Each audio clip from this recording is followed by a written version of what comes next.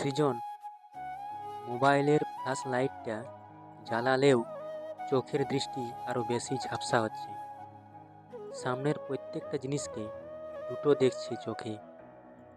সামনের করিডোর, পাশের রুমের দরজাগুলো, এমনকি সামনে দাঁড়িয়ে থাকা লোকটাকেও দুটো দেখছে।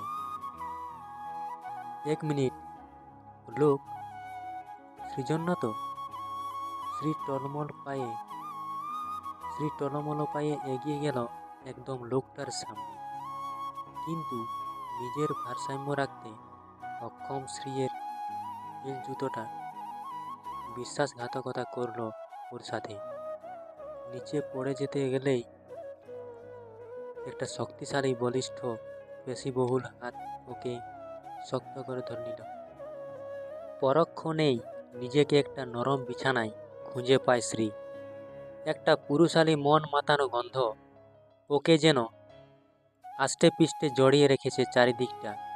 তখনও অভেদ্য অন্ধকারে আচ্ছন্ন। কিছুই দেখা যাচ্ছে না, কিছুই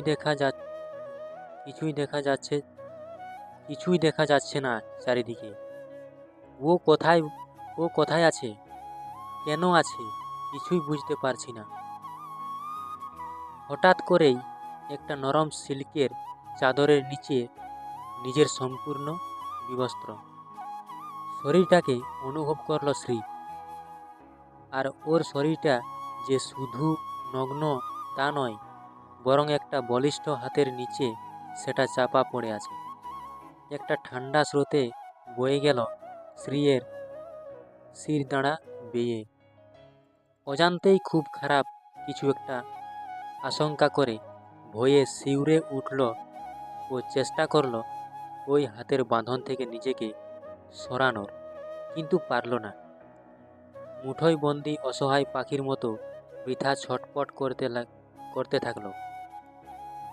কপালে জমা বিন্দু বিন্দু জলকণাগুলো মনের আতঙ্ককে ব্যক্ত করছে স্পষ্ট। একটা অমসৃণ রুক্ষ ত্বক বারবার ঘষা খাচ্ছে ওর গলার সাথে।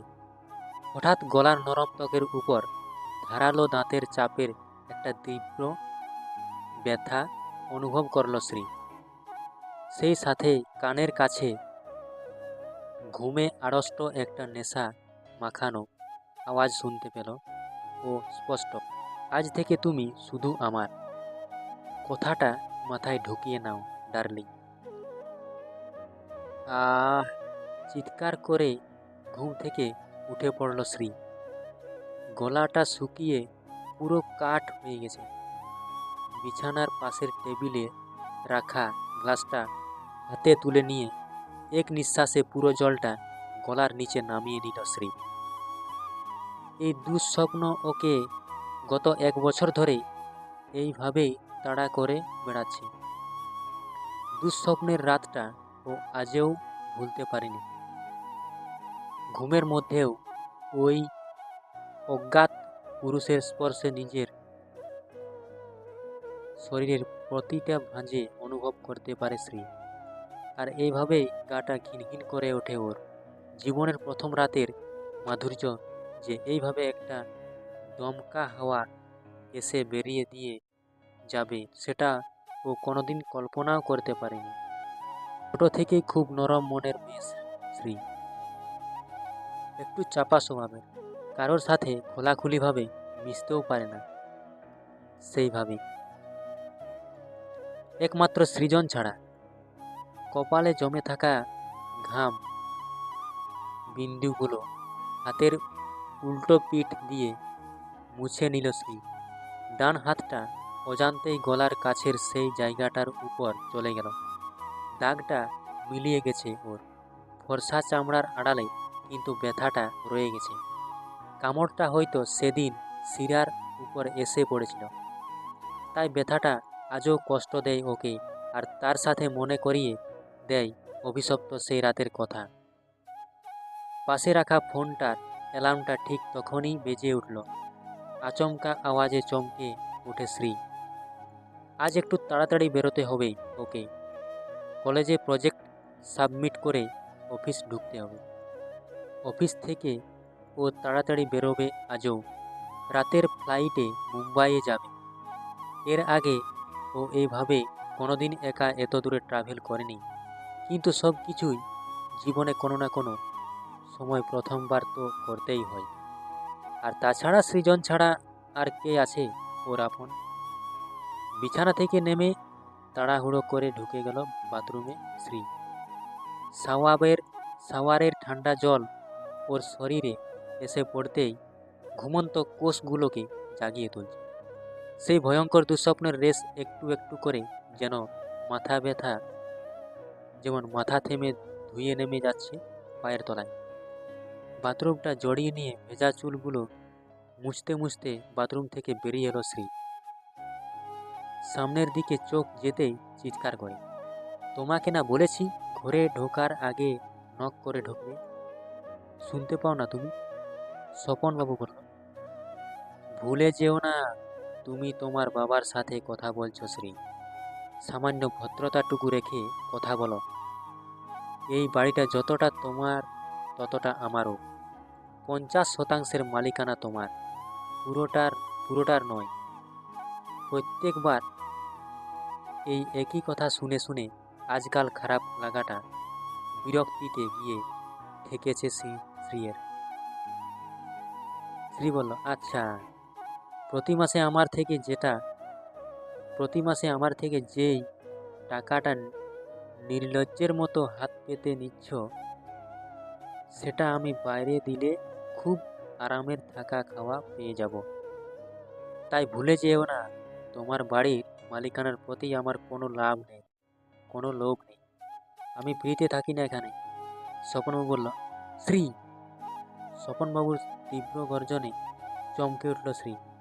আসলে ও মাঝে মাঝে বিরক্তিতে 2-4টে কড়া কথা বলে দিলেও প্রচণ্ড ভয় পায় নিজের বাবা মাকে। মায়ের উপর যেই পাশবিক অত্যাচার হতে দেখেছে ও, সেটা কোনোদিনই ভুলতে পারে। তখন থেকেই প্রচণ্ড ভয় পেত শ্রী ওর বাবাকে। সেই ভয়টা আজও কোথাও না কোথাও শ্রীয়ের মনে রয়ে গেছে। এই কাগজটাতে একটা সই চাই। শ্রী বলল, কিসের কাগজ এটা? কিছুক্ষণ চুপ করে রইলেন স্বপনবাবু। উনি জানতেন আমার মেয়ে এই প্রশ্নটা করবেই। উত্তরটা ভেবেই রেখেছিলেন। সত্যি বললেন শ্রী যে ওটাই সই করবে না, সেটা উনি জানতেন। বাবাকে চুপ করে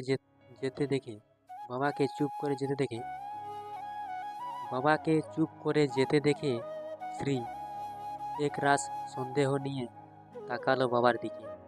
আমার দেরি হয়ে যাচ্ছে, বলবে এটা কিসের কাগজ? স্বপনবাবু বলল, আমার স্থাবর কোনো সম্পত্তিতে তোমার আর কোনো অধিকার থাকবে না। এই পেপারে এটাই লেখা আছে। আমি চাই তুমি এতে সই করো। অবিশ্বাসের দৃষ্টিতে শ্রী তাকালো স্বপনবাবুর দিকে। একটা তাচ্ছিল্যের হাসির সাথে বলল, সিরিয়াসলি বাবা, কি এমন আছে তোমার? What ever. তোমার এই ফালতু কাজে নষ্ট করার মতো সময় আমার নেই। আর এমনিতেও তোমার সম্পত্তির উপর আমার কোনো লোভ নেই। দাও, কিসে সই করতে হবে করে দিচ্ছি। উনি জানেন কোনো কথায় কাজটা হবে। পেপারগুলো না পড়েই সই করে দিল শ্রী। একটার পর একটা মোট 4টে পেপারে সই করলো ও। যদি ও পেপারটা একবার পড়ে দেখতো, তাহলে হয়তো ও জানতে পারত ওগুলোর মধ্যে ওর জীবনটা পাল্টে দেওয়ার সুপরিকল্পিত ষড়যন্ত্র রচনা করা হয়েছে। তো বন্ধুরা, এখানেই গল্পটি শেষ করলাম। আবার পরবর্তী পর্বে ফিরে আসবো।